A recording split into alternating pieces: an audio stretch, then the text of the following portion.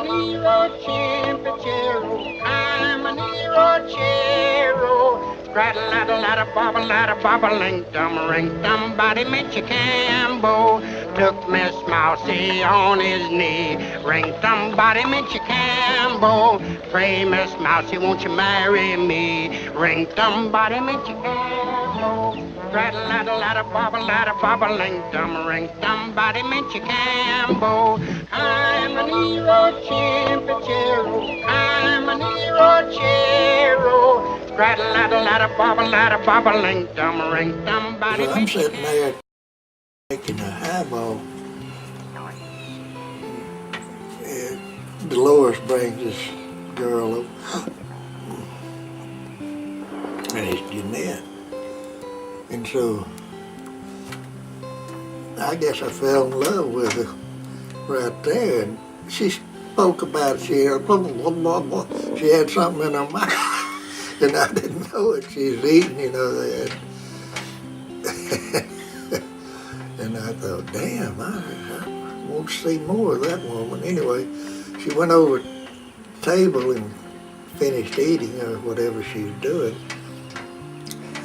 and came back by and said, well, it was sure nice to meet you. She said, I'm going to leave.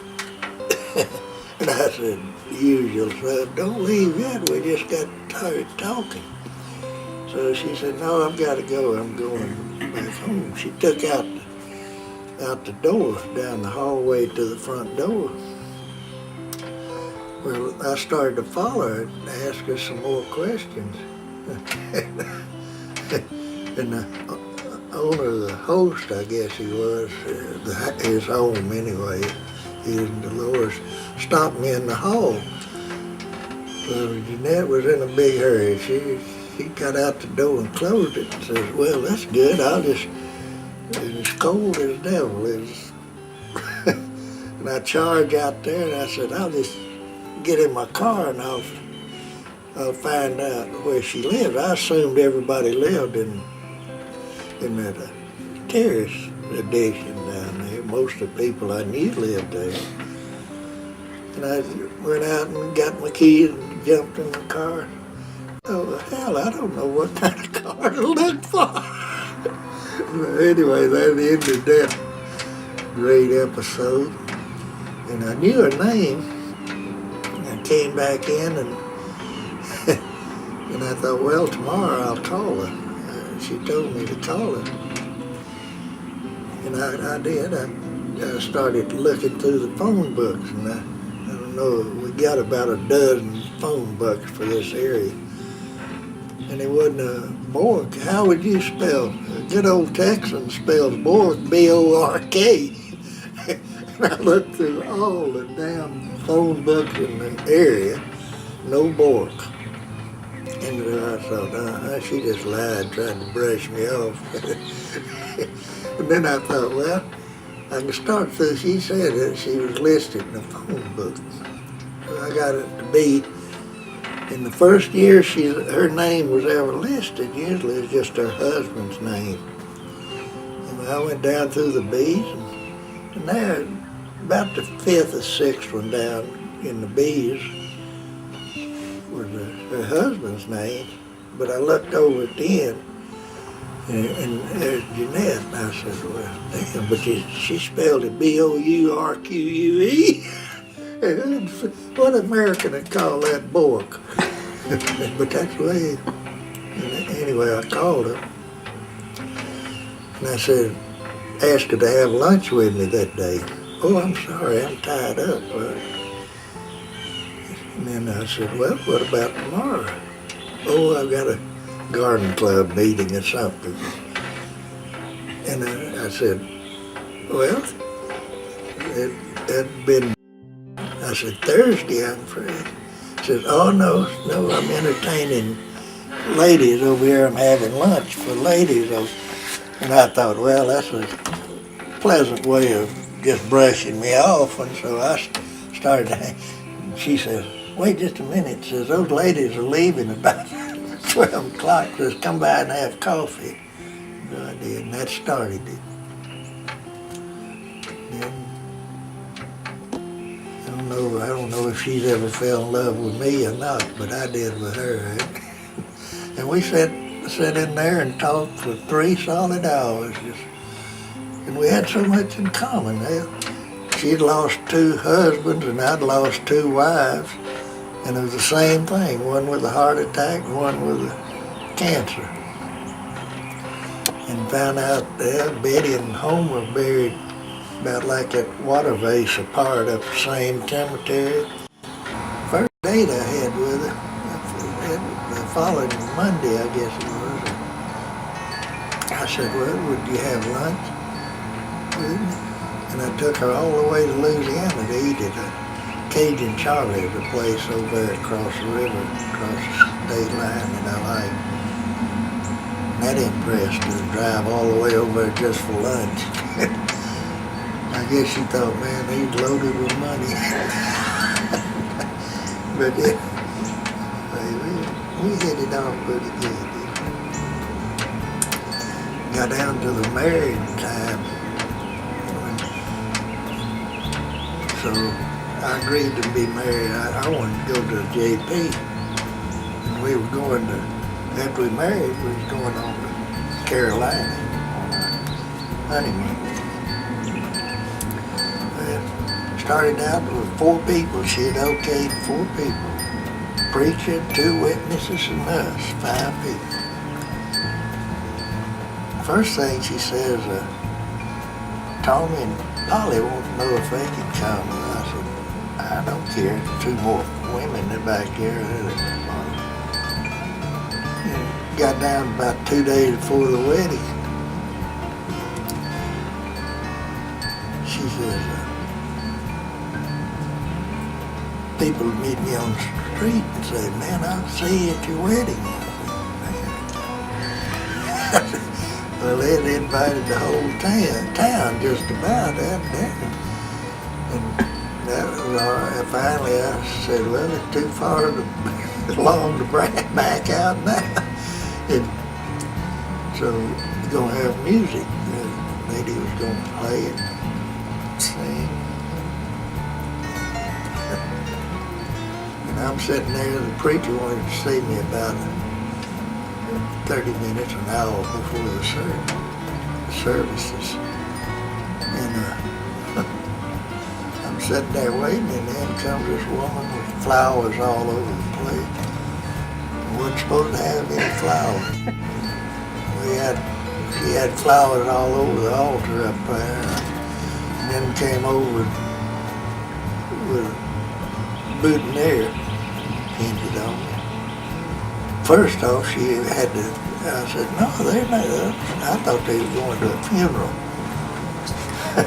And I said, no, that's, said, your name Cochran? I said, yes. Said, well, that's where they said to deliver me. So she brought all the flowers in. And then about a little while after the flower episode, the people started coming in. And her son and daughter from Baton Rouge showed up. And then Janet was down here, I believe it was Janet.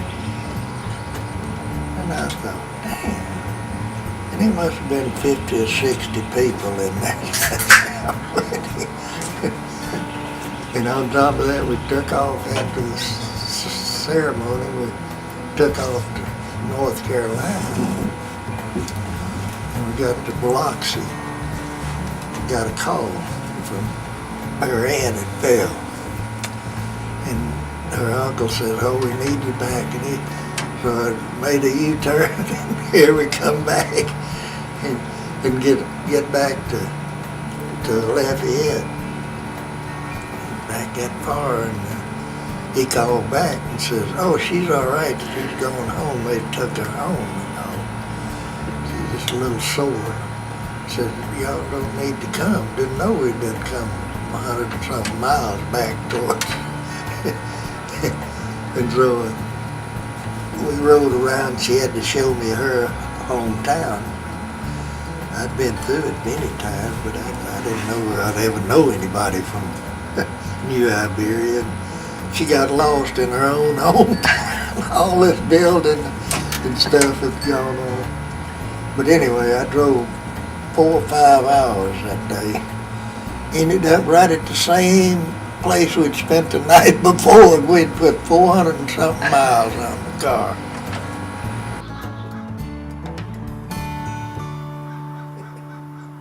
Say hi, Daddy. Hi, Daddy. Hi, Teresa.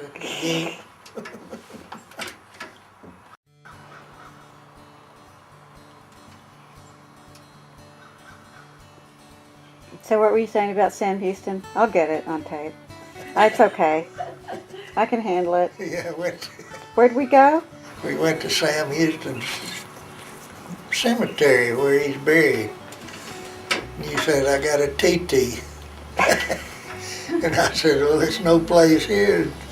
I said, go over by the headstone there, and you did. Hey, Daddy said. That's a capital offense in Texas. TT'd on Sam Houston's grave. He had several children when he married, but he was getting way up in age when he married. See, it's a bird peeping out now. Yep. Mama bird. I don't know whether they got something in there, but they're sure out of step if they're hatching out this time of year. But anyway, he lived with a Cherokee Indian princess for years, and he never heard if he had any children by her. Of course, it could have been just friendly relationship there. Share the teepee. Sam Houston? Yeah. I didn't know that. Was that in his early years, or was that his later years that he lived with the Cherokee princess? His later year when he left Tennessee. He left Tennessee because he married. Now this is a story that I read. Heard they got mockingbirds keeping him away from him. And he married a girl and never did consummate the marriage. Found out she was in love with him. He was in love with her, all the way in bed with her or something on their wedding day, and he left. He came to Texas. Oh, so that's what brought him here, Yeah. just to get away.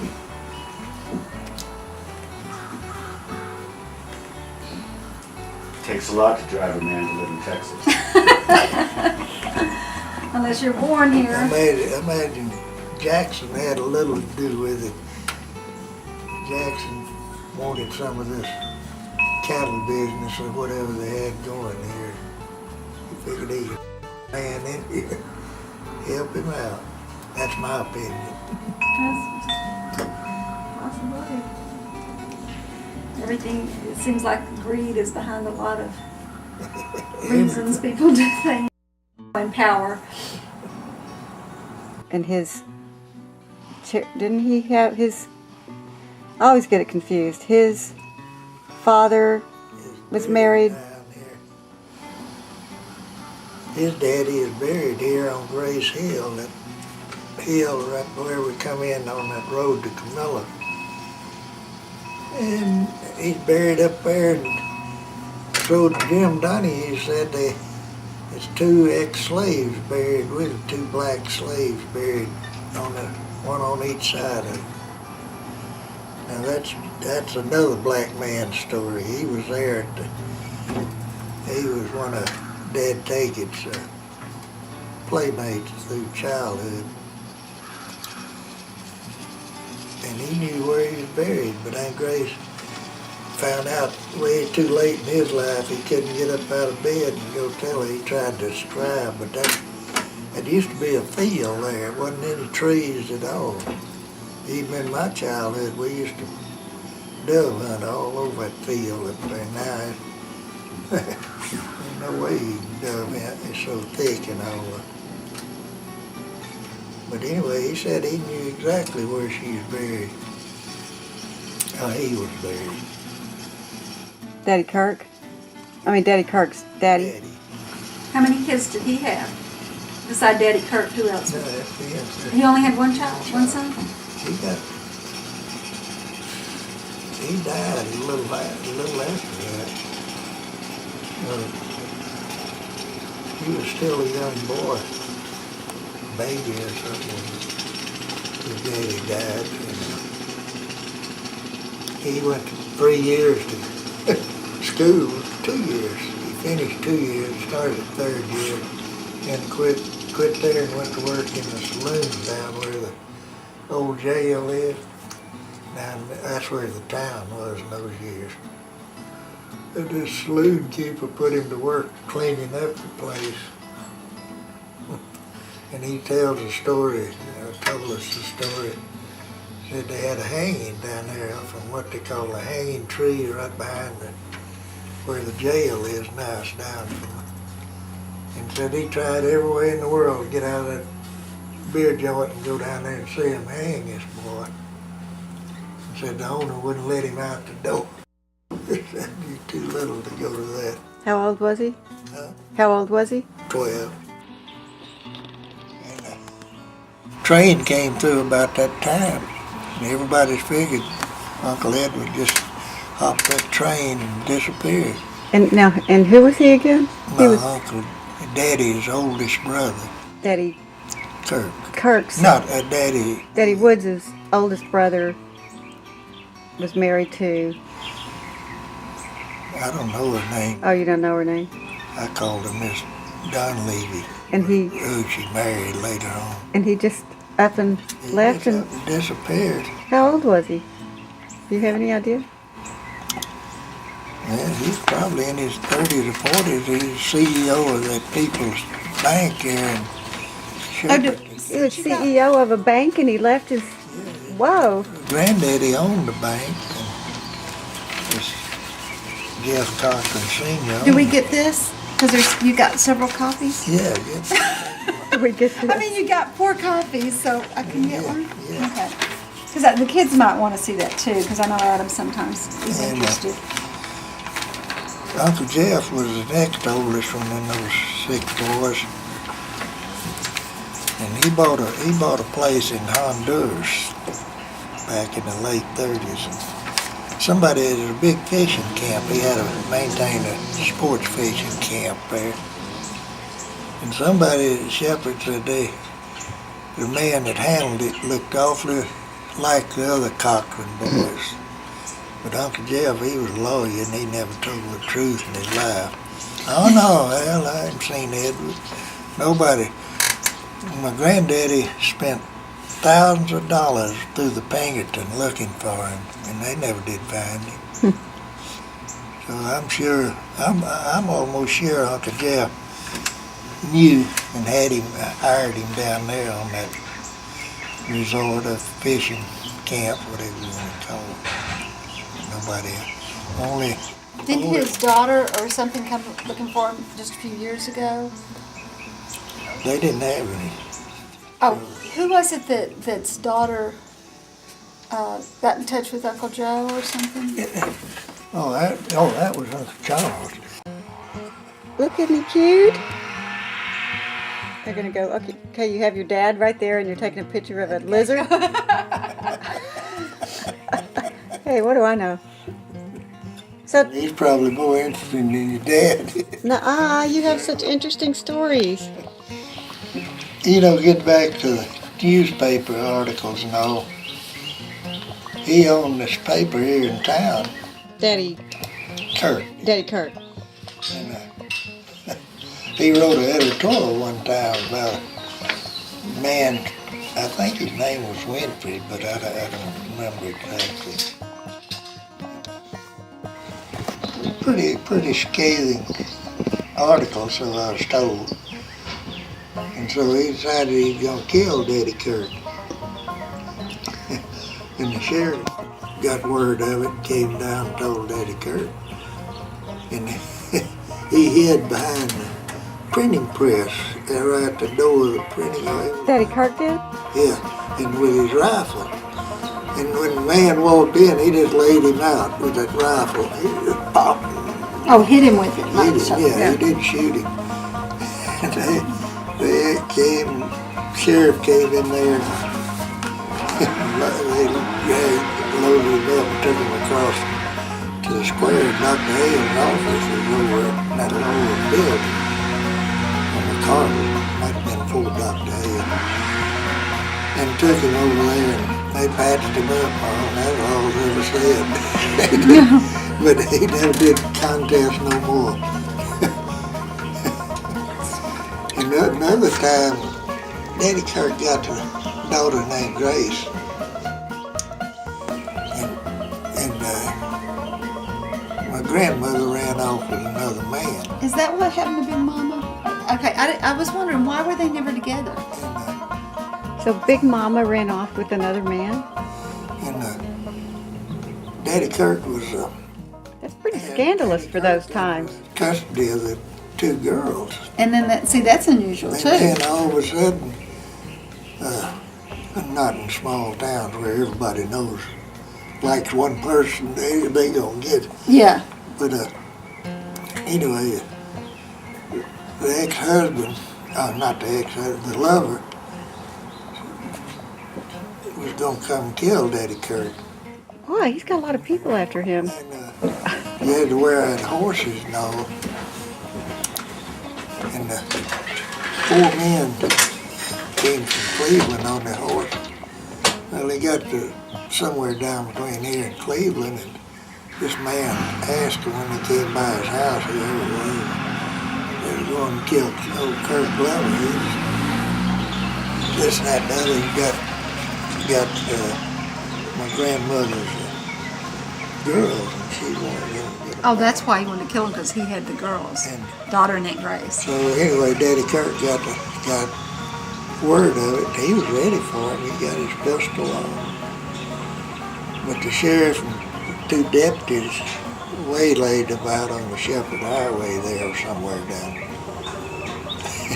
And run them plumb out of the country. Said they'd kill him the next time they saw him. Here's Daddy Kirk waiting for him. He was going to kill him. I'm going to shoot him.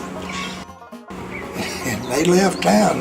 They never saw those 4 people again. They took their word. Their warning, I guess, the sheriff's warning. And they didn't try to get Aunt Grace and daughter again? No, They just kind of left it alone? that was it. I think it's a lot of. But you know, when Daddy Kirk was in the nursing home, this is probably 60 years or 70 years later. And daughter named Grace had the big idea and says, let's bring Big Mama up here and see Daddy Kirk. See him, but he's 96 years old and she's around 90. And so I went to see Daddy Kirk after the visit, that week following the visit. And he told me, son, says, I can't blame daughter of that Grace, he called her. Says, but I can't tell him. Tell him next time, says, I got nothing for that woman. Says, don't bring her back in to see me anymore. I don't want her. That's like us bringing Mother to see you. I know, well, how would you like that? I can empathize with his feelings. Yeah, I mean, really. He said, I got nothing for it. He just wasted my time and her time and all y'all's time. That was But too big of a... They thought they were really doing something great, bringing back their mother to see their daddy. Yeah, you know, It they... didn't work out that way. When a little boy, less than school age, I guess I was probably 4 years old, Daddy and Daddy Kirk ran a grist mill. You know what a grist mill, where they drop corn, whole ears of corn in there and it shells it. Oh, okay. And then grinds it if you want it. So silage, cornmeal or Made something. cornmeal. Oh, cornmeal. So they had it pretty good, but what it was they had an engine with a long belt, and it ran, grind the corn and all. And they wasn't paying any attention. I went out there, just right out the door there. It's where that real estate office next door there, and it was on that slab. And anyway, I went out there, and where the husk and all the dust and all exhaust out, and it's got a fan in there that keeps it. And what it did, I can remember it builds up little pyramids of dust right where it comes out. And I'd get my finger and knock those down and then watch it build back up. And I went in too far and it caught my hand and got me caught in that fan. And Daddy Kirk went berserk just about. He's gonna shut the machine down. And Daddy hollered, "Don't shut it down, I'll get him, I got him." Daddy got my hand, and while that fan was going, he had enough slack to get my hand out. And then he shut the machine down. And so Daddy got me up in his arm, blood just running everywhere. Daughter, at that time on the front porch there, a little small porch, we kept a drinking water bucket, we kept ice in it, we'd put ice in it and go by with a dipper and get you a drink of water. Well, in through the gate, Daddy comes with me and blood just slinging all over him and everywhere, and my little hand was just... And she started screaming and all. And Daddy Kirk, he just broke off from Daddy and I and went by the porch, got that bucket of ice water and just stuck it down over Daughter's head. Over Daughter's head? I thought you were going to say put your hand in it or something like that. They took me up there and it cut this leader. Well, it still stands out. It cut across there, cut all these leaders on the back, and these leaders down here, you can see the scar. And that doctor sat there, they didn't know there was such thing as Novocaine or something. Shit, I know I was screaming. I had to be screaming. And he stitched those leaders back and did a good job. I could move everything. He didn't figure, he was worried about my thumb with this main leader cut there and cut. He didn't know, but got the movement back. And just an old country doctor, and he'd sit there and stitch, and he got me patched up. What'd you tell me once about your arm? You broke your arm or something, and there was no... This was it. I was in high school then. I was riding that bull down in Camilla. And I'll swear to this day, I had the bull rode where he just trotting along or running along. And I heard a crack, which was one of either Joe or Mr. Oberle Jordan had hit that. They both had whips in their hands. And they popped that bull again, and he threw me high, it seemed like high as that darn transformer. And I fell, and he broke this arm, and just hit on the nub like that, and just laid that hand back. And so Uncle Neil ran out and grabbed my hand and just held it there. And he jumped in the car. And he and Daddy, he picked Daddy up in town. They took me over to Dr. Hale's office. And he said, "Oh boy," I said, "what you got there?" And he said, "Neil, you grab him around the waist. Woods, you grab his arm." And he got my fingers and he went, "Ugh." And they said I screamed, you could hear me plumb to Houston. And when he popped it over, they overlapped. And they started to let me go and all, trying to quiet me down. And he said, "Wait just a minute, get a hold of him again, we ain't through." He said, "We got to set those bones together." And he got both hands on my hand, and they got my arm and waist and all, helped me this way. And he got there, he pulled that bone out and snapped it back in place. And then bandaged it real tight and told me to go to Livingston, take me to Livingston, get it x-rayed, see if it set right and wasn't shattered. And got over there and x-rayed that bone. He'd placed them right, just by guesswork. And they don't, when I don't have enough meat around, it didn't feel it. But you didn't pass out or anything? Oh my gosh. I wished I could have. I know, I was going to go, it'd been a good thing to pass out at that. If I'd been older, probably, at my age now, hell, I'd say this ain't That's no good. Shoot me up with some. Well, but they didn't do that then. Lord, let me go to sleep a while anyway. Well, how old were you when Daddy Woods and daughter split up? 49. Oh, you're kidding. Oh, I thought it was a lot sooner than that. No, it's just a year before, a little over a year before you were born. Oh, 1949. 49. Oh, I don't know Oh, why. I thought you meant you were 49 That's what I thought years too. old. Oh, no. Oh, I was gonna say that thought. can't be right. I know, I thought, wow, that just, okay.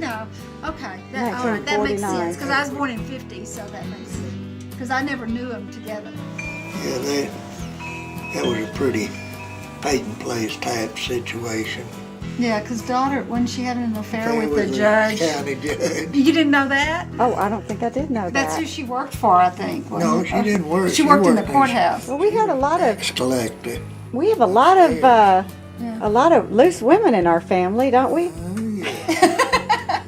Oh yeah. Yeah, it is. I mean, it's funny how generations back, I mean, we're not talking little marital trouble, we're talking major marital trouble. Because I got out of the service in 48. See, I remember Uncle Duke being in high school, living with Aunt Grace, or I think it was high school, wouldn't that sound right? And I remember a guy that daughter was dating when she lived in some kind of house on Swiss Avenue or something, and this guy was really nice. It wasn't Theo. This guy was, I don't know what his name was. Yeah, why'd she pick Theo? I don't know, but Nobody ever figured that out. But he would bring us, us little girls, we were playing with little cars in the dirt or something where daughter lived. And the guy brought us these little cars to play with, whatever his name was. But he was nice. I mean, and Theo we knew he didn't like us. So, it made you, when you were around him, it made you not comfortable. Well, now, he did get close He liked to you. me, yeah. He We did like played you. office. Border.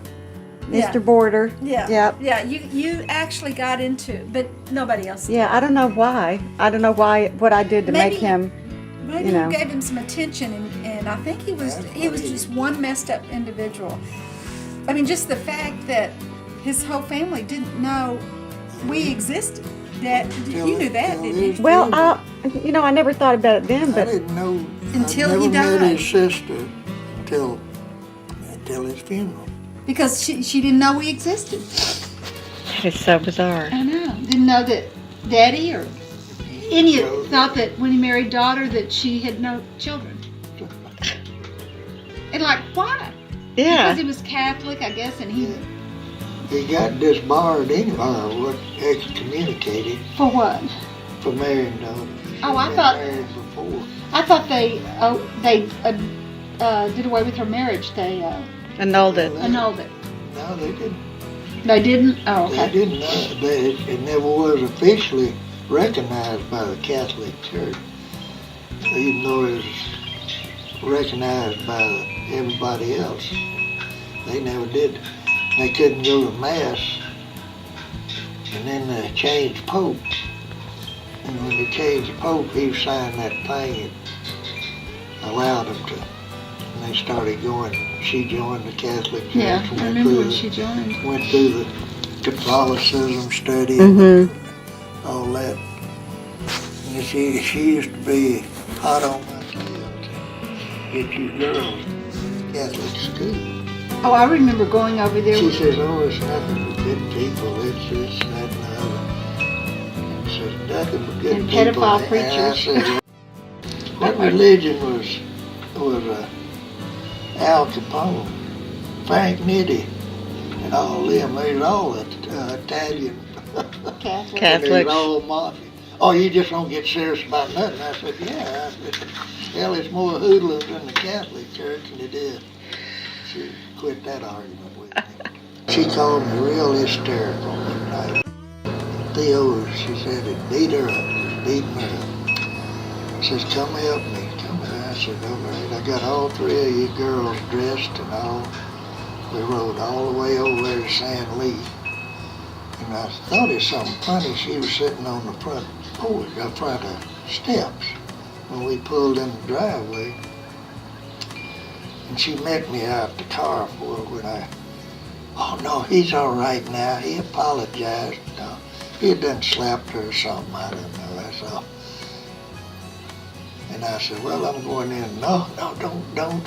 He's all right. And I told her that night, I said, I don't care what happens, call that was before 911. But I said, you call the police, but don't ever call me again. Something like this, and let me settle it now, or forget it. Don't call me. Didn't one like of y'all say something to him one time when you hit, either you or Uncle Joe or Uncle Duke said something? Duke told her. Because he hit her one time and said something. And he told her, this was earlier than that, and Duke told him, I think Theo told Duke that I'll whip your ass all over Dallas County.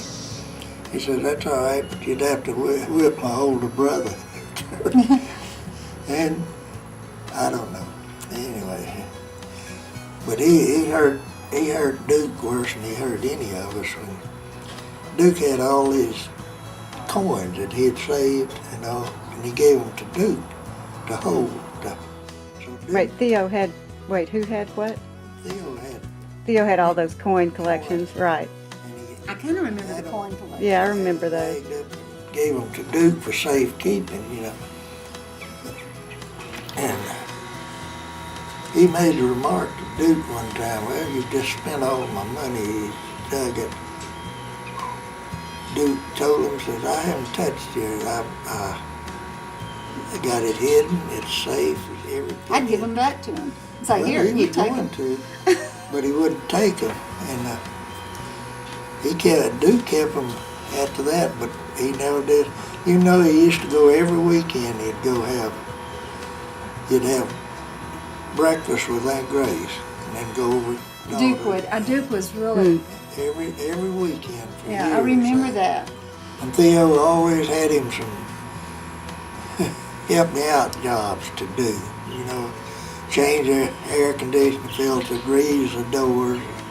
Duke, I told him, I said, you're nuts. That man's big enough, strong enough to do that. But Duke went on until that time he got on the opposite side of him about that money. And, but when he did die, Daughter just had Duke bring it into their house there. Got Joe and Duke and I down the middle of her living room and just dumped it out. Just divided Split it out. up. Yeah. Between. And it was $50-something $100 that I got. And all of it was pretty even. Only thing it wasn't even, she had 3 double eagles, $20 gold pieces, had 2 of them. So we had to flip a coin. Guess Who got the 2? Yeah, guess who lost? You did. But they made up. I got a 1 or 2 more Mexican, 10 pesos gold instead of them. It all equaled out. We sat down there. We tore up a set of silver dollars, and coins and pennies. We'd just take those books and tear The pages the out. pages out. And it'd be 8 here and it'd be 8 here. So what'd you do with all of them? Joe still got him, and I knowing Duke's probably got him buried so deep out there. But I spent mine. I cashed mine in. That's how come I knew it was 50-something $100. That's what Well, I they're got. probably worth more now, today. Oh yeah. Yeah. I got a silver dollar, one of the first ones made. Not the first ones, one of the commemorative coins of Carson City. It's uncirculated and it was valued. I forgot what it was at back then. It was 20 years ago, I guess, about it. And it was up something like $200 then. It ought to be worth more than that now. Take it to one of those auction shows and see what they value it at. If I wanted to sell it. Yeah. What are those shows those 2 twin guys are on? It's Antique Roadshow. Antique Roadshow. Oh, I didn't know they were twins. There were two guys that are twin. They look alike. Oh, I didn't. Well, yeah, I never thought about it. They're twins. We watched that all the time, Yeah. but I didn't ever realize they were twins. But I was watching one time, and they had one of these what do you call those phony ducks that when you go hunting, a decoy. Decoy. Decoy. And guys got a decoy there, and they had one, and it was worth like $5,000. And I go, oh, that looks like the one guy's got in his closet. So I ran in there to get it, and it had the weighted strip on the metal. And they said this particular one that's worth this much money has these initials on the. And of course, mine didn't have these initials on it. You know. Said made in China on the bottom. No, it didn't have. I don't think it had anything on mine. You know, or guys on the bottom. But I thought, well, we're going to sell this if it's worth $5,000. We like to play cowboys and Indians, these little. And we had these little play lariats. So we didn't have nobody to be the Indian one time, so we got the old house cat. Climbed up that persimmon tree and tied the rope, let him hang. We let him hang there for a long time. He wasn't dying, so what we'd do is we'd climb back up on that limb there and get him up there and throw him until finally we broke his neck, I know. Oh, Killed him. poor baby. We saw what Torture. You are mean boys, man. we saw what we'd done. We went up there and untied the rope from the limb, and we used a water well then. They didn't have any city water here in Cold Spring. And we went out to a well and we just dropped the cat all down there. We went on drinking water for about a week. And all of a sudden, man, that water was stinking. And they went out and they said, well, we'll drain the well down, keep pumping. Well, up they come with a cat. And we done left a little toy rope around his neck. Oh, Lord. We saw a herd of Indian program. Or Mammy might have told it. Wait, Mammy? How they cured. Wait, who's Mammy? Yeah, she was my great-grandmother that lived with us until she died. Daddy Wood? Kirk's Daddy Kirk's mother.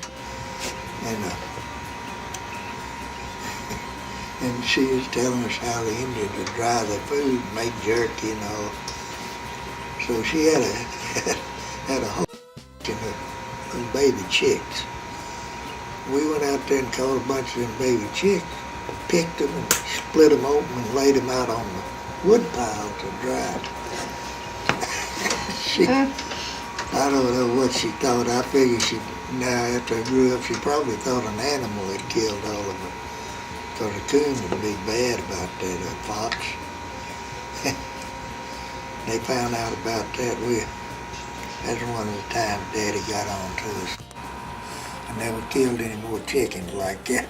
Well, you know what they say about little boys that kill and torture animals when they're little? They're going to grow up to be serial killers. Maybe I am. We must have been up 8 and 9 or 9 and 10. They bought a new Chevrolet car from Sewell's garage down there. He sold cars. And Lord, they were so proud of that thing. They brought it in, and they'd park it out behind the house. They had a garage built there, and they'd park that car. So a lot of times, Daddy wouldn't use the car. He wouldn't need it. He'd walk down to Bud County and play dominoes. Daughter walked to her. Well, we looked out there, and there was this new car, and we went out, and it had this felt-type upholstery and all in it. We said, oh, that needs some color to it. So we went back to Daddy Kirk's paint stash and got a bunch of lamp black, stove black coal black paint. And we painted the inside of that car all over. And boy, they came in and went berserk. And Daddy looked at him and said, no use whipping the boys for something like that. So I told James McLemoore, he was a black guy that worked around the house, says, go fill up number 3 tub and fill it up with water and mix some of that lye in there. And he made us bathe in that lye and get that. We had paint all over us. And he didn't have to whip us. That stuff burned us. I mean, we was red as a beet when we got out of there. And drying us off. No. He didn't have to whip us, but his treatment was worse than the whipping. Oh, wow. In the same car, after they got the upholstery changed and all, and cleaned up, whatever they did to it, they had to change it. Some of it had to, because we had it painted off. Well, they'd park on that incline, and in those years there was a deep ditch, a fairly deep ditch between us and the church, where all the ditch water off the highway there would drain down that ditch, run off. So we'd get in there, and one of us would be the driver, and the other would be working the pedals down there. And we put that, one of us, whichever one was on the floor at all, we put it in neutral. Here it started rolling. The other guy driving, man, it went off down in that ditch backwards. Daddy said he came up from town there, walked up. There's the car falling down. With the doors wide open, where we got on out after it quit rolling. He didn't say nothing. He just shook his head. So his daughter went berserk. Oh, you could have run over somebody. You could have killed somebody. And didn't do nothing to the car. But It's amazing you survived boyhood. I mean, if you think about what they've got today, the playgrounds have to be all the soft stuff and all this child-proof stuff All and these seat helicopter belts moms, and like I was telling you, Yeah. too. Everybody's watching everything. They're not. it was. We were going off in the bottom when we was 10, 11 years old and spend the night. A bunch of us boys would set up camp down. They got me my first 22 when I was 9 or 10 years old. And then the following year got me a shotgun. Now we'd take, and we was those frontier type kids about that tall. Yeah, we wouldn't take no food from the house. Maybe some bread once in a while, but we'd go off and eat whatever we killed. it's like survival. Yeah, and game was pretty plentiful. We killed squirrels, rabbits, quail. We never did have any problem really. Mud Sue. I don't know if you know Mud. I remember you talking about him. I think we met him. He decided to go up and steal a turkey from a black family down in the bottom. Got this turkey and dressed him, and we cooked it, built a fire. But we built it out of pine. And man, you couldn't eat that turkey. It tasted just like rosin. Man, that pine is not the thing to cook on an open fire. Daughter used to dress us up, primp us up, we called it. Before we'd go to school, we'd walk to school. And there's a man on that filling station right there where that where Reynolds brick office is now. And they played dominoes there constantly. The whole time he's open there, somebody would be at one of the two tables playing dominoes. And we'd go by there, and there's always a bunch of men. If it's daylight, it'd be men sitting on the benches. They'd like to see Joe and I fight, and they'd give us a nickel if we'd, box. And if we got bad, we could get a dime, I think it was. Shit, the first lick, one of us was mad. And we'd make money, and then we'd look like damn street urchins by the time we get to school. And we had a play one night. This was a coup de grace of it. And daughter, I know it's expensive. I wondered whether they had the money or not. But they bought us 2 new outfits to wear to school. And so we begged, ate on them for an hour there. Let us walk on and go to school and see our friends. So she got us all dressed and all. They were coming in the car after a while to the schoolhouse and see the play, whatever. We got to Mr. Jim Kirby's filling station there, and they used to keep a barrel of water, you know, to check leaking tires with. They put that inner tube down in there and let it bubble. We came by there and they said, "It's sure a hot day, y'all all dressed up there." And Mr. Jim Kirby picked us both up and put us in that water that, hell, it was up to the neck, just about. Anyway, a few minutes we sitting there trying to dry out, and the clothes were just blah. And here comes daughter, they just cycling up the road. Man, Daddy hit those brakes there at the corner.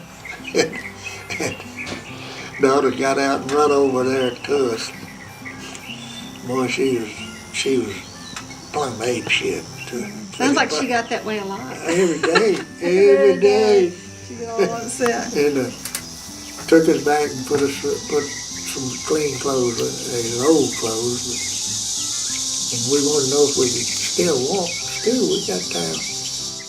No, you ain't walking now. You gonna get in that car. She'd cuss that man that owned the station. Man, I don't see how he stood it without filing lawsuits. He's the one that got us. Uncle Neil had a contract to make railroad ties. He had men there at Camilla at that old steel building now, but they lived on the back of it.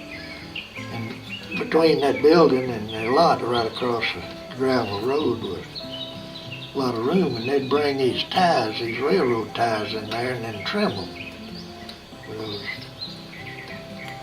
trimmers. And so one morning we was going, this was summertime, and Ernest Bales, the boy that I grew up with, he was with us, and we went by there. Mr. Jim, sometimes we talking out of a Coke or something, drink a Coke. We talked to him every morning, some of those men. And he said, "Man, it's a bad day to be around town all day. Y'all ought to be at Blue Lake fishing." So they tell me the crappie, white perch we call them, they bite the spears down there. Said, "I tell you what, if y'all want to, I got back here with lines on them." Said, "I'll dig you the worm." And the outhouse was right there, and around the outhouse you could get worms by about 2 or 3 spadefuls, and we had a bucket full of worms. And we took off and didn't tell daughter, nobody, nothing. We just walking, and we got down to where the city dump is, you know, and down the hill from that is an old pond there, the headwaters of Huffman Creek. And so we decided, well, if we're going fishing, let's fish a while here in this water. It wasn't nothing but little mud cats and all, bank perch in there, but we was fishing. We caught 1 or 2 little old mud cats. And we thought, well, we better get on down if we're gonna get to Blue Lake. Blue Lake's down there, but where the dam to the lake is, and it's about a mile south down the river. And so, here we go again. And a man named Bud Hollis picked us up in his pickup. "Where are you boys going?" "Well, we're going to Blue Lake fishing." So we got, Mr. Jim Kirby got us somewhere. He says, "Fine," he says, I'm going to Neil's store down here." He says, "Come on, get in and ride." And we got there, and we figured, well, don't use telling Uncle Neil now where we're going. So Bud told him where we was going, said we was going. Wanted to know if daughter and daddy knew where we were. And said, "I doubt it." Bud Hollis said, "I doubt it, but those boys just left Jim Kirby's and just started walking." They called the sheriff's office, and daughter worked in the sheriff's office up there in the tax collector's office, which was the same office. And says, "Your boys are here in Camilla," says they're going to Blue Lake. "What?" And went screaming, and she says, "I'll be there." She come down there, and when they peel those ties, it leaves little slats about that wide, about that long. And she must have wore 2 dozen out on each of us. She spanked them. But by then we could start really boo-hooing and she'd slack off a little. Oh, you Then we'd figured go her out. laughing. Yeah. Figured her out. Yeah. Another favorite whipping practice of hers was on the old treadle type sewing machine. You sat there with a pedal and do that. It was a little 1/4-inch leather belt that was just stapled together with a little metal clip. And man, we'd get on that thing, but we'd have that machine just as spinning. And it'd usually break the belt when we'd go real fast. And she warned us constantly about that. That got us more whipping breaking those belts. Oh, she'd come in there and the belt would be down on the floor. She couldn't sew. If I had a wish to raise a boy, they trusted us. As far as I know, none of the boys around town ever dabbled in dope, never stole anything except watermelon, sugar cane. But all the farmers knew what we was going to do there. We was going to get watermelon. But it wasn't nothing bad around these boys, all my age bracket. Which wars did you fight in? I was in both Korea and World War II. In the sleeping bag, the hurricane thing, that was, or typhoon, I guess it was. That was World War. That was when they called me back and Punk was blowing then. But she was, no, it wasn't. Hell, I don't know. Time element gets to me. And made me proud. Every one of these men went in the service, boys in those years, to get there. Not a single one went off to college or Canada, something, Dodge or draft. They all going. Well, that's a whole nother tape of stories of your service stories, because Those little stories about us, growing up stories. no, but I do like the one about the hurricane. You got to tell me that one. Yeah, I thought that was a secret just to be shared with the people in my company. Well, I got a camera on now. But they told us that they had this island we was on had a Quonset where the headquarters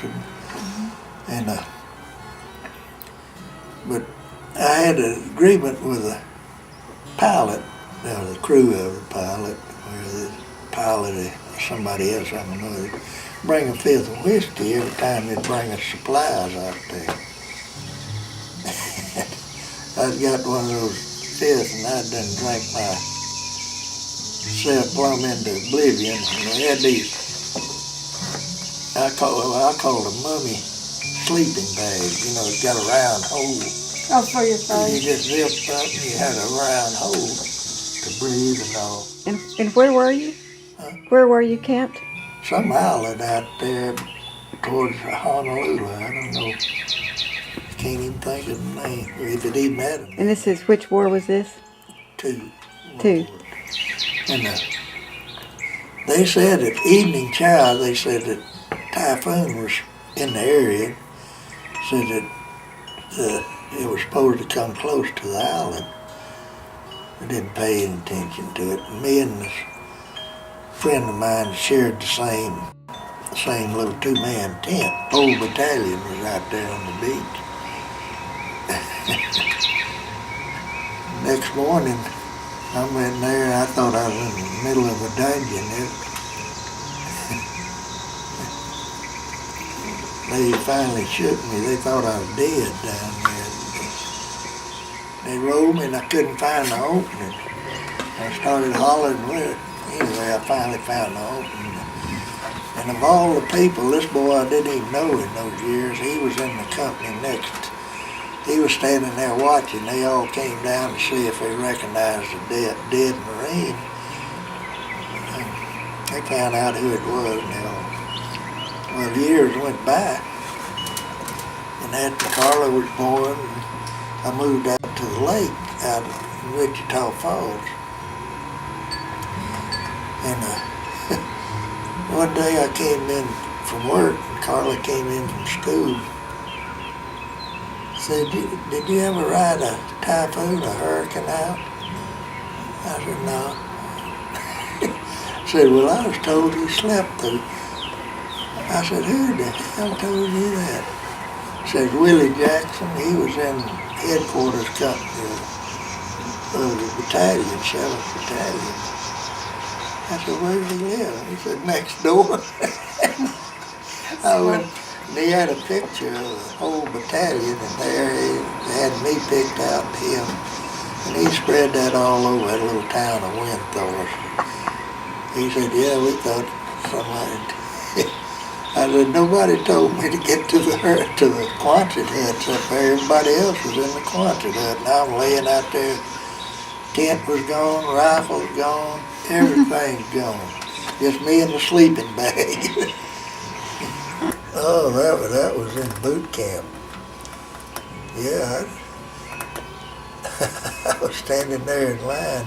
This boy kept talking. I really truly didn't think, yeah, what use of not talking, you know, just waiting. We had 20 or 30 minutes to wait there before our company was going in. Well, I was just talking up a storm. Somebody grabbed me on the shoulder and grabbed him. He said a few unkind words to us. And unbeknownst to us, this other sergeant of Corporal 1 had gone into the mess hall and got one of those big containers of Tabasco salt. And they came out, he poured that tablespoon, those GI spoons, at least the size of a tablespoon, maybe bigger, I believe they're bigger. And he poured 2 of them full. And he said, now open your mouth. Well, he put that in there and said, hold it for a second, then swallow it. I wanted to spit it out.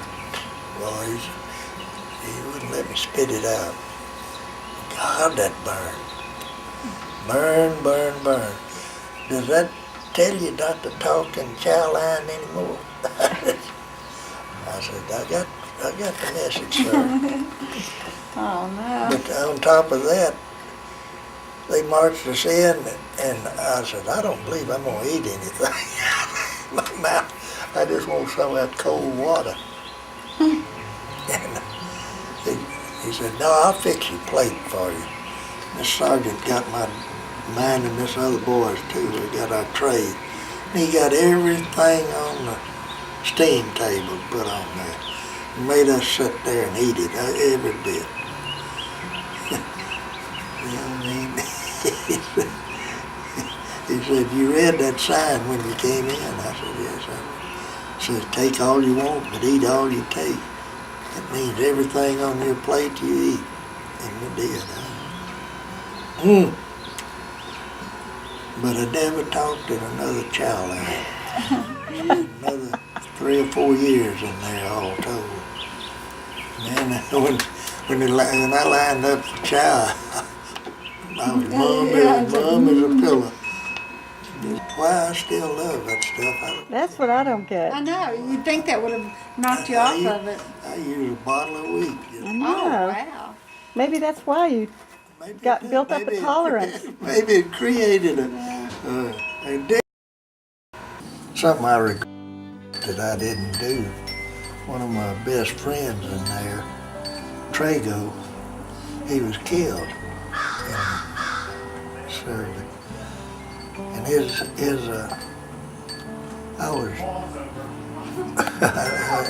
I knew his parents by letter writing. He'd write his letter and talk about Kurt. They'd write back and always ask about me. And anyway, he got killed.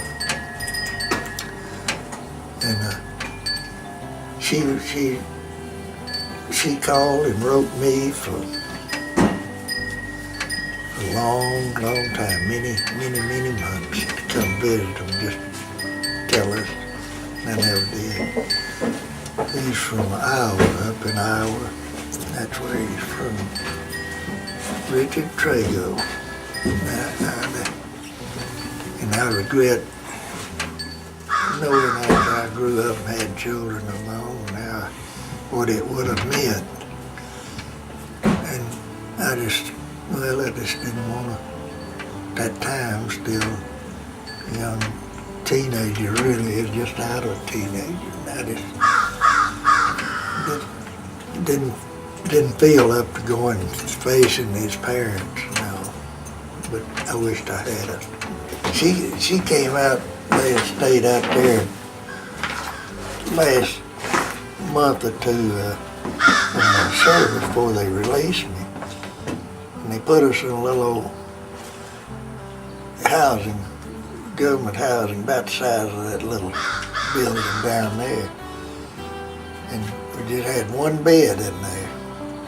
And she'd sleep in bed, she'd sleep by me. Well, all of us sleep in the same bed. I don't know, she's just very few months old. Janet? Oh, and I remember. And so I got up to go to work one morning, and I couldn't find my kid. Man, I got plumb frantic. Well, she had rolled off between the wall and the mattress, and she was down there just sound On the asleep. box springs. On box springs, she had rolled off, and she was down there just sound asleep. And I said, good Lord. Devil out of us, but not out of me. You have any words of wisdom for, future generations of Cochrans I and love my kid. I wouldn't be saying